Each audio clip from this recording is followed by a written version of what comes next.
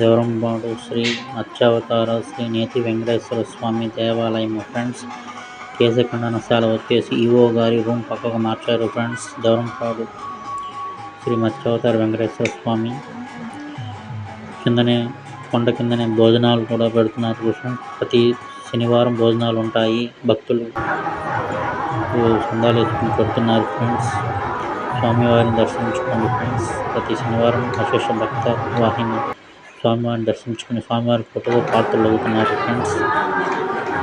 ఎవరైనా కొబ్బరికాయలు మర్చిపోయి వచ్చినట్లయితే ధ్వజస్తంభం ఎదురుగా కొబ్బరికాయలు అమ్ముతున్నారు ఫ్రెండ్స్. అక్కడ తీసుకోవచ్చు, 50 రూపాయలు ఫ్రెండ్స్. స్వామివారిని దర్శించుకుని ధ్వజస్తంభం ఎదురు కొబ్బరికాయ కొట్టి లోపలికి వెళ్ళి స్వామివారిని దర్శించుకుని తీర్థప్రసాదాలు సేకరించండి ఫ్రెండ్స్. లోపల ఎటువంటి టికెట్ లేదు ఫ్రెండ్స్. ఓన్లీ గోత్రనామాలకు 20 రూపీస్ టికెట్ మటుకు దేవాలయ శాఖ వారు వసూలు చేస్తున్నారు ఫ్రెండ్స్. పైన ఆరో ప్లాంట్ కూడా ఉంది ఫ్రెండ్స్. మంచినీళ్ళు కూడా అందుబాటులో ఉన్నాయి. ఈరోజు ఫ్రెండ్స్ కొంతమంది భక్తులు పానకం కూడా వితరణ చేశారు ఫ్రెండ్స్. మేము పానకం తాగాము, వడపప్పు కూడా తీసుకున్నాము ఫ్రెండ్స్. భక్తులు పంచారు ఫ్రెండ్స్. జై వెంకటేష్.